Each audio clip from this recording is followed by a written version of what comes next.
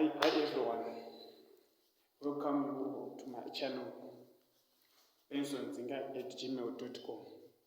Please don't forget to subscribe my channel. Please don't forget.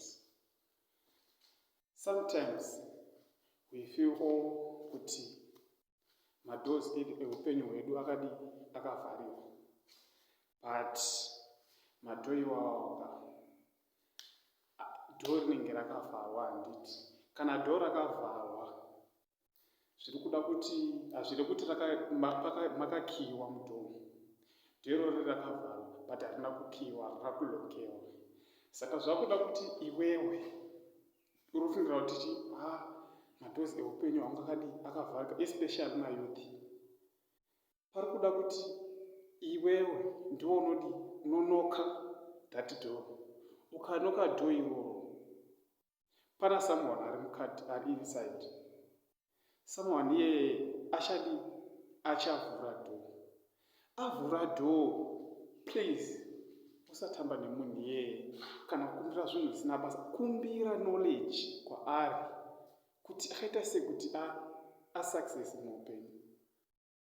Approach him kuti nei chii chaakaita, kukumbira ruzivo, kuti uwane ruzivo iwewe uchimukumbira. Wamukumbira achakupa knowledge kuti unodai. Saka musafunga kuti madhozi eupenyu akavharika. Dhoo rinenge rakavharika but harina kuda kuti iwewe unoke that door. Vanhu vese vatinoswera navo ivavo, vazhinji vachona tinoswera navo, mafoni namba avo tinawo mumafoni edu, ndo madhozi achona ivavo. But madhozi ava ari kuda kuti iwewe unoke that door, uwane ruzivo, ubatsirikane. Because vanhu vazhinji vari kuti ini madhozi anga akavharika, hapana dhoo rangu rakavhurika, zvinhu zvakandiomera, zvinhu zvakadii. Iyeye waunoswera naye chiti munhu ane mari, mubvunze kuti akaiwana sei, anokupa ruzivo okubatsira. Thank you everyone. Don't forget to subscribe my YouTube channel bensonzinga@gmail.com. Thank you. Peace.